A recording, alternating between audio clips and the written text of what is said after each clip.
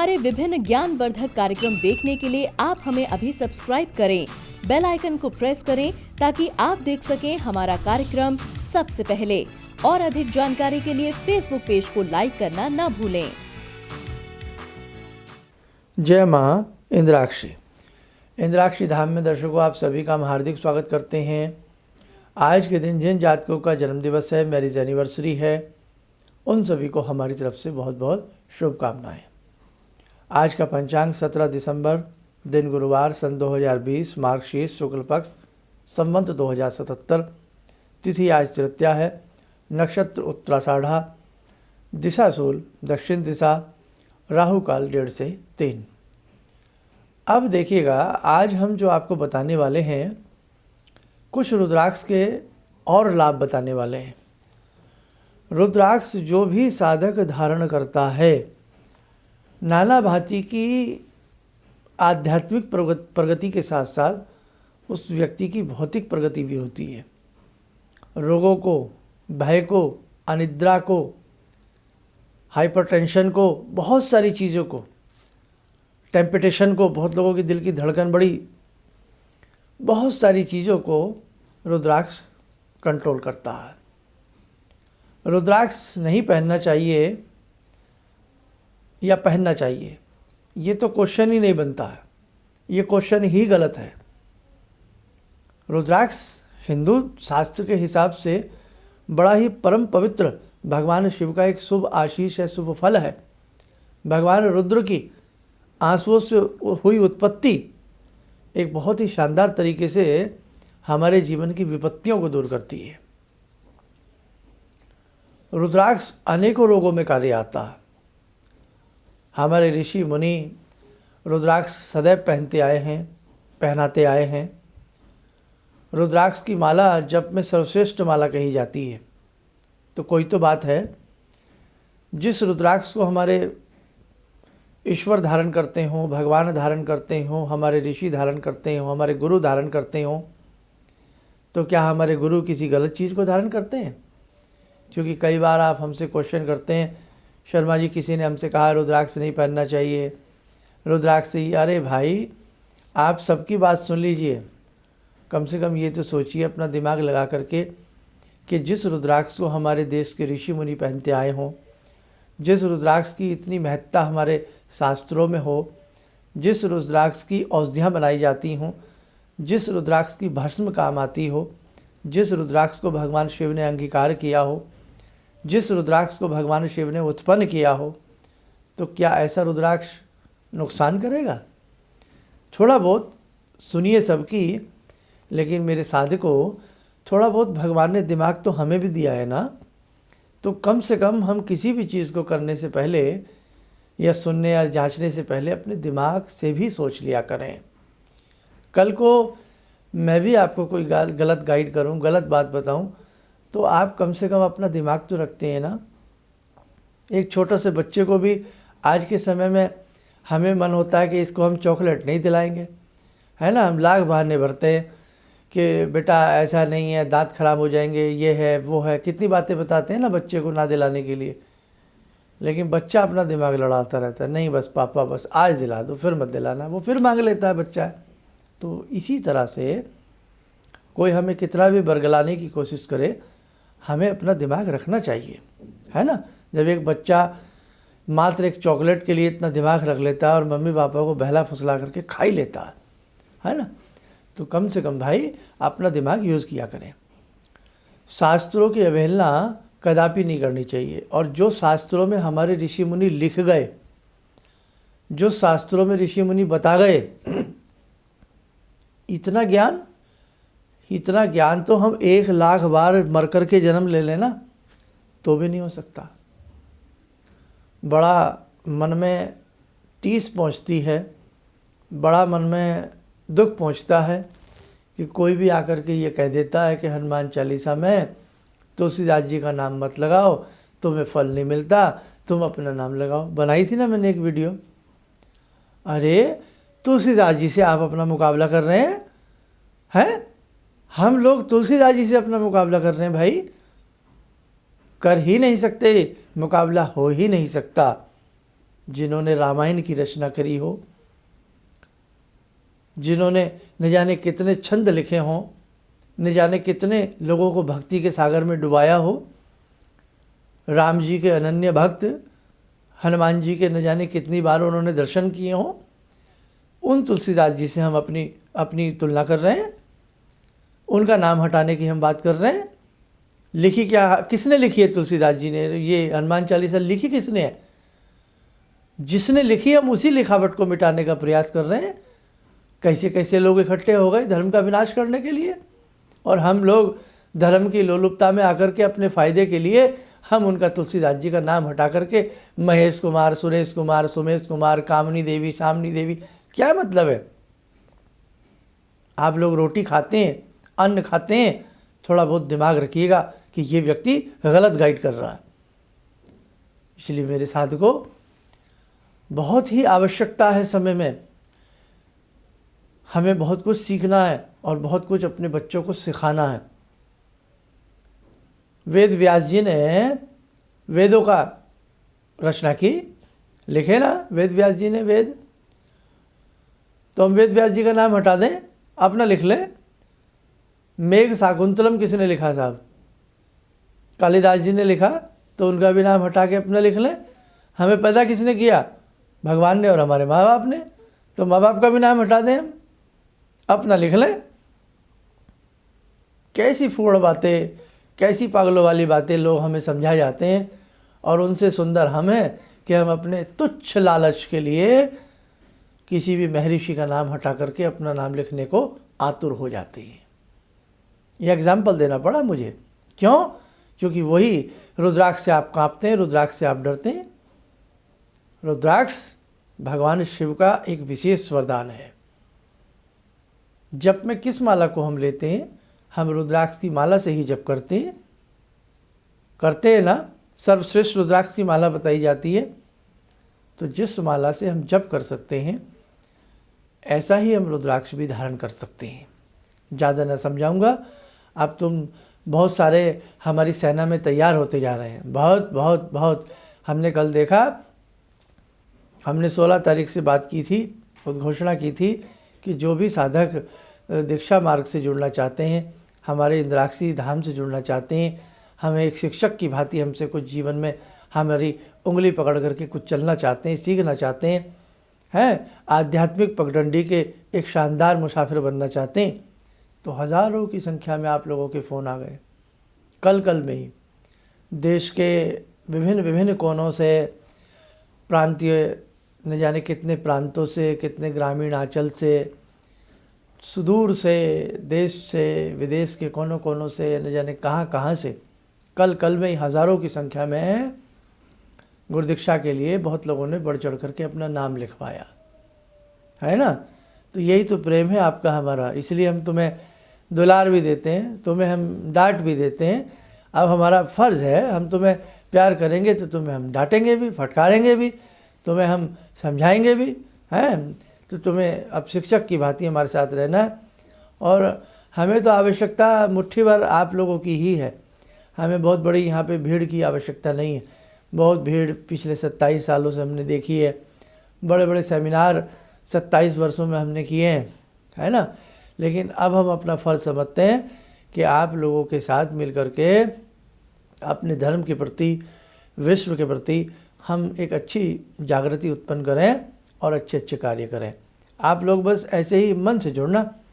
हम बार बार इस बात को दोहरा रहे हैं। पिछले कई सालों से जो लोग दीक्षा के लिए आतुर हैं, हम उन्हें पका रहे थे, हम उन्हें समझा रहे थे। तो इसीलिए वो लोग जुड़ें दीक्षा से जो लोग गुरु के मर्म को समझते हैं, जो लोग हमारे हृदय में पीड़ा क्या है उसे समझते हैं, अपने धर्म के प्रति जिनके मन में पीड़ा है, जिज्ञासाएं हैं, समाज में एक सुंदरता लाने की जिज्ञासा है और एक समाज में सौम्यता का वातावरण उत्पन्न करना है।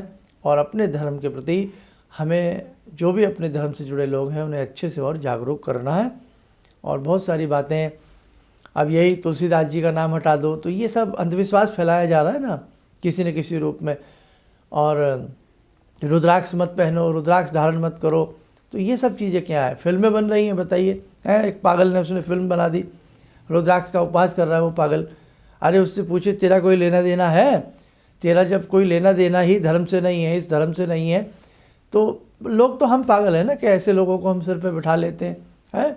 तो कहने का भाव आप समझिए कि किस प्रकार से फिल्म वालों ने भी हमारे धर्म को बदनाम करने का समय समय पर प्रयास किया है। कैसे आप देखते हैं एक दूसरे पे व्हाट्सएप जाते हैं, कैसे फिल्मों में ठाकुर बना दिए जाते हैं, ठाकुर को बदनाम करने का प्रयास किया गया कि साहब ठाकुर साहब ही बंदूक चलाएंगे, है ना। देखा आपने पंडित जी को कैसे उन्होंने चोटी खड़ी कर दी, अजीब सा उनका मेकअप कर दिया, मुंह में रिवाल्वर डाल दिया, साहब के फेरे कराओ। तो क्या ये सब क्या हुआ, ये किस प्रकार से छोड़ा हमें किसी ने भी नहीं है, ना फिल्म वालों ने छोड़ा। मैं सबकी बात नहीं कर रहा हूँ, क्योंकि फिल्म वाले भी बहुत मेरा कार्यक्रम सुनते हैं। आने को डायरेक्टर से, प्रोड्यूसर से हमारे अच्छे संबंध है तो वो हमसे नाराज़ ना हो, लेकिन छोड़ा हमें किसी ने नहीं है। हमें सब ने खंड खंड करने का प्रयास किया। कब तक हम लुटते रहेंगे साहब? कब तक हम अपने धर्म में अपने बच्चों से अपनी मजाक बनवाने लगे? आज हम, आपने देखा नहीं कि आज हमारे बच्चे थोड़ा सा पढ़ लेते हैं, थोड़ा सा कर लेते हैं आगे विद्या का विकास, तो किस प्रकार से माँ से कहते हैं, माँ तुम तो अंधविश्वासी हो गई हो। बताइए साहब, अपने धर्म पर चलना, अपने धर्म की बात करना, बच्चों के लिए व्रत रखना, बच्चों के लिए भूखा रहना, वो माँ अंधविश्वासी हो गई है। वो माँ जब तुझे किताबें भी लगानी नहीं आती थी, अरे नालायक, जब तुझे किताबें लगानी नहीं आती थी, तुझे किताबें सजानी नहीं आती थी, वो माँ तेरा बस्ता लगाया करती थी, तुझे स्कूल भेजा करती थी। आज वो माँ अनपढ़ हो गई है। जब तुझे नाक भी पोंछनी नहीं आती थी, है, और बातें तो बहुत दूर की बात है, खाना भी तुझे नहीं आता था, वो माँ तुझे सिखाती थी, तेरी अध्यापिका बनी थी। आज वो माँ अनपढ़ हो गई है, आज वो पिता अनपढ़ हो गया। तो कैसी हमारी संतानें होती जा रही हैं? क्यों? क्योंकि हमें चहुं ओर से लपेटा जा रहा है। इसलिए बहुत वैसा समय है, मरने से पहले हमें जीना है। इसलिए अब आप अलर्ट हो जाइए, और बहुत अच्छे से आज हमने आज अपने बच्चों को नहीं समझाया, तो आज हमारे बच्चे ही हमसे नहीं समझ पाएंगे, तो कल बच्चों के बच्चे क्या हाल होगा? सोचो आप, क्या हाल होगा। रिश्ते तो ख़त्म हो ही गए हैं, उड़ते जा रहे हैं सब। इसलिए मेरा आपसे यही प्रार्थना है कि आप सबकी सुनिए, हमारी भी सुनिए, सबकी सुनिए, लेकिन कम से कम जब भी कोई कार्यक्रम आप सुन रहे हैं, कुछ आप पढ़ रहे हैं, कुछ आप कहीं से देख रहे हैं, तो कम से कम इसका इस्तेमाल कीजिए, ताकि तुम्हें पता लग सके कि कहीं हमें कुछ गलत शिक्षा तो नहीं दी जा रही। ये सब बातें बहुत अच्छे से आपको समझनी है, बहुत अच्छे से हमें सबको आगे बढ़ना है। और हम किसी का निरादर नहीं करते, लेकिन कम से कम हम जिस धर्म में उत्पन्न हुए हैं, पैदा हुए हैं, हम अपने धर्म का तो आदर करना हमें आ जाए। जब हमें अपने ही धर्म का आदर करना नहीं आएगा, तो हम दूसरों का भी आदर नहीं कर सकते।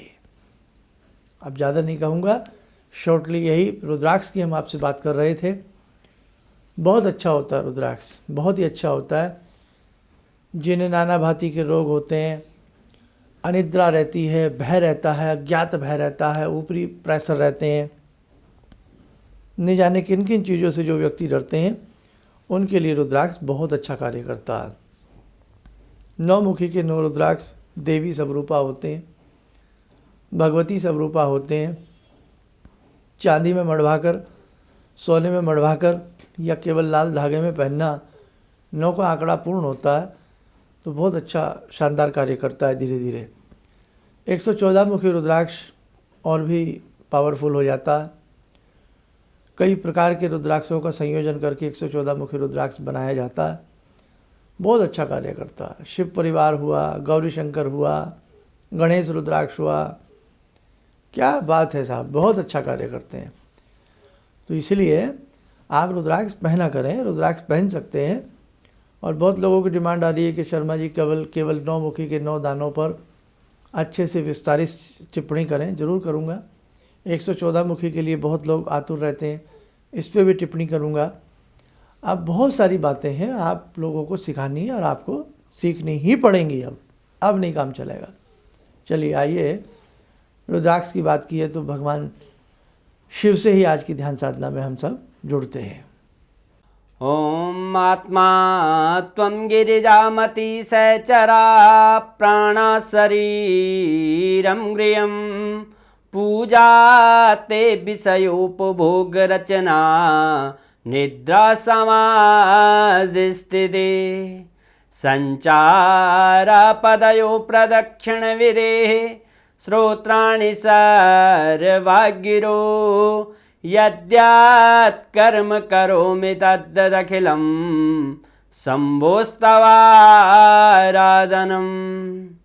चन्द्रोद्भासितशेखरे स्मर हरे गंगाधरे शङ्करे सर्पे भूषितकण्ठकर्णविवरे नेत्रोत्तवे स्वानरे दन्ते त्वकृतसुन्दरां वरदरे त्रैलोक्यसारे हरे मोक्षार्तिं कुरु चित्तवृत्त्यमचलं मन्येस्तु किं कर्म वे वन्दे देव उमापतिं सुरगुरुं वन्दे जगत्कारणं वन्दे पन्नगभूषणं मृगधरं वन्दे पशूनां पतिं वन्दे सूर्यशशाङ्कवह्निनयनां वन्दे मुकुन्दप्रियं वन्दे भक्तजनश्रयं च वरदां वन्दे शिवं शङ्करम् ॐ कर्पूरगौरं करुणावतारं संसारसारं भुजगेन्द्रहारं सदा वसन्तं हृदयारविन्दे भवं भवानी सहितं नमामि भवं भवानी सहितं नमामि। कवच बना लें, ध्यान करें, भगवान शंभू का आशीष हम सब के ऊपर बरस रहा है।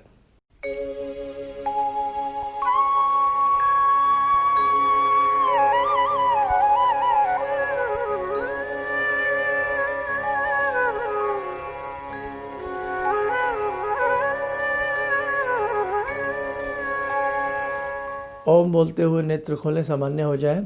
देखो साधकों, दीक्षा के लिए आप बहुत दूर दूर से जुड़ रहे हैं। बस चलते चलते यही कहूँगा, अब जीने की बारी है बहुत अच्छे से, और अच्छे से कुछ सीखने की और सिखाने की बारी है। बहुत मुश्किल से ये मानव का जीवन मिलता है। हम गधे भी बन सकते थे, चींटी भी बन सकते थे, कोयल भी बन सकते थे, कुछ भी बन सकते थे हम, लेकिन हमें मानव का तन मिला है, मानव का रूप मिला है। तो ये जो शरीर है ना स्थूल, हालांकि इसमें 3 शरीर होते हैं, स्थूल होता है, सूक्ष्म होता है, कारण होता है। ये जो स्थूल शरीर है ये बहुत कीमती है। इसे केवल भोजन की आवश्यकता नहीं है, पोषण की आवश्यकता नहीं है, बहुत कुछ आवश्यकता है। तो वो आवश्यकता आध्यात्मिक मार्ग से ही पूर्ण हो सकती है। संसार से जाना सबको है, अमर कोई नहीं है, चिरंजीवियों की छोड़ करके।